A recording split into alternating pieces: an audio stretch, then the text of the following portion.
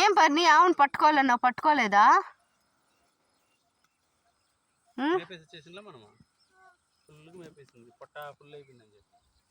ఎవరికి పర్నీకే?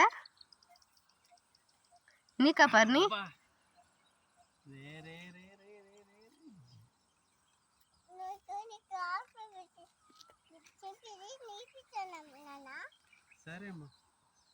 ఎందుకమ్మా?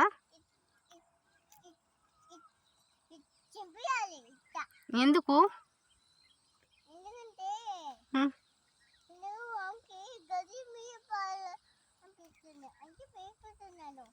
ఆవు గడ్డి మేపాలనిపిస్తే అది బీకాలని ఎవరు చెప్పారు నీకు?